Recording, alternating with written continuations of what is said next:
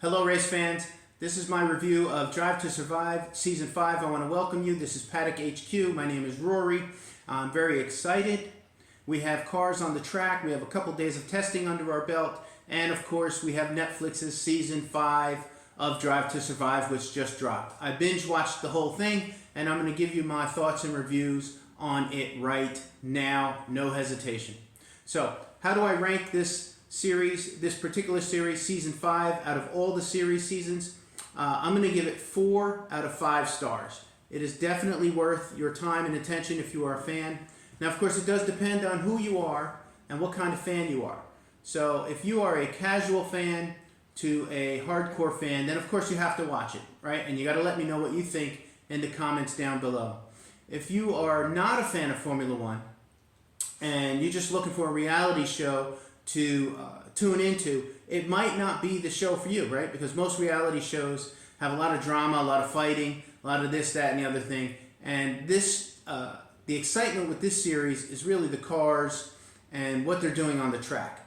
A lot of the storylines behind are interesting, but it's not your typical reality TV show. So, if you are a fan of Formula One, you must watch it, and I definitely give it a 4 out of 5.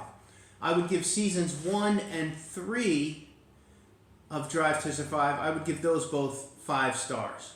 So this series is very, very good. Season 5 is very, very good. But is there room for improvement? Sure. What did I like about the series? So first of all, I liked episodes 2 and 3. And I also liked episode 10. I'm not going to go into a lot of specifics because I don't want this to be a long video. But 2 was very good. They had one incident there where there's a principals meeting and they show some back and forth regarding the porpoising of last season. If you don't know what that is, it's really the cars when they were testing, bouncing up and down on the track, trying to stabilize the vehicles while they were driving. So it's a very, very short piece, but I found it interesting in the series when I was watching it. But I did like episode 2. I loved episode 3 when they talked about Miami and all of the excitement that was going on with the Grand Prix down in Miami. I hope to make it down there this year. But nevertheless, those were my favorite episodes out of all 10. Just like the other series, the other seasons, there are 10 episodes in the season. And the end of the series was good too, or the end of the season was good too. Episode 10, I enjoyed how they wrapped it up and prepped you for this season, which is about to start now. I want to say, I think Netflix did a great job covering the cost cap breach and everything that happened with Red Bull regarding last season exceeding the cost cap, the amount. I think they did a good job showing where all the different parties stood.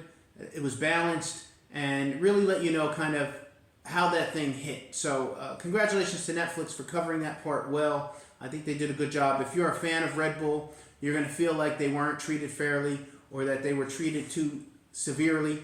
If you're a fan of one of the other teams, or certainly Mercedes or one of the other teams, you're not going to be happy. You're going to hate Red Bull. You're going to hate how it was handled. And this show and this episode, these episodes won't change that. But what I am saying is I think they did a good job covering that whole scenario during the season. One of the things that I didn't really like about the season, or the episodes 1 through 10 of this season, it was a bit choppy. They jumped around a little bit with the storylines in terms of timeline and framework. Could you still follow it? Yes. If you were following really the storylines from the personalities and what was going on there.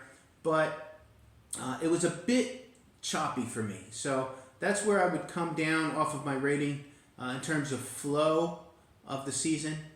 If you are a fan, like I said, of Formula One, it doesn't matter. I think you're gonna enjoy the season. So definitely, I would recommend watching it. If you're new to the sport, if you're a casual fan of the sport, and you're turning into a more serious fan of the sport, then you have to watch it. You have to watch it because it covers all of these different storylines. One last point: it is television, so there is some creative license.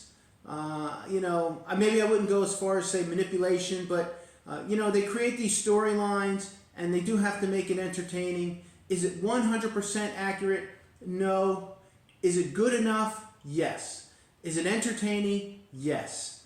And the video and the film work and the sound work that is done when you're actually watching these vehicles, when you watch some of the crashes that occur, it's just amazing. It's really, really done well.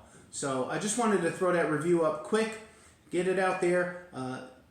If you like my channel, you want to watch and follow what I'm doing, please subscribe and let me know what you think down below.